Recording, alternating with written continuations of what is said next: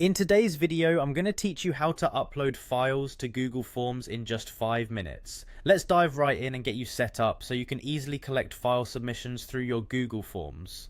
First off, head over to Google Drive, which is your central hub for accessing all types of Google apps.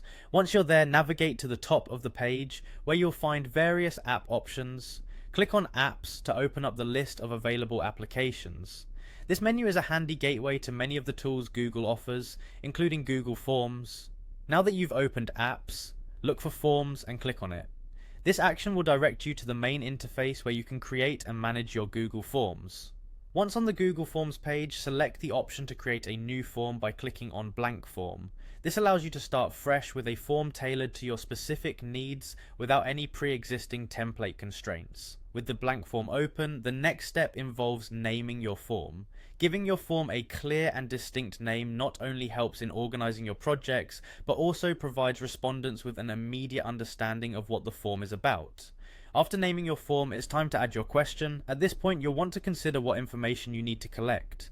In this case, since we're focusing on file uploads, you'll structure your form to prompt participants to submit files. Next, shift your attention to the top of the form editor and click on Responses. Here is where we set up the form to accept file uploads. Click on the option labeled File Upload.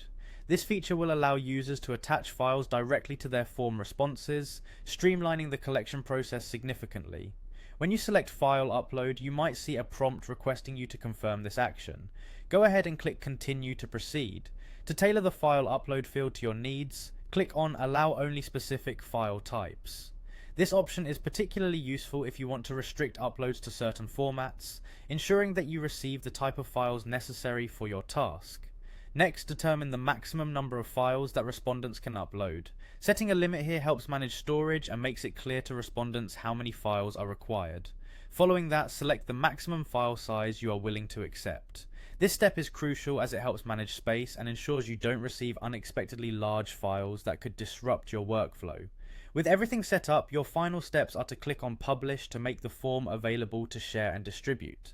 After publishing, take a moment to click Preview. This option allows you to see the form from a respondent's perspective, ensuring everything is functioning as expected before you start collecting responses. And there you have it, you've successfully created a Google form to upload files. With this tool, you can easily gather necessary files, streamline your workflow, and focus on what truly matters.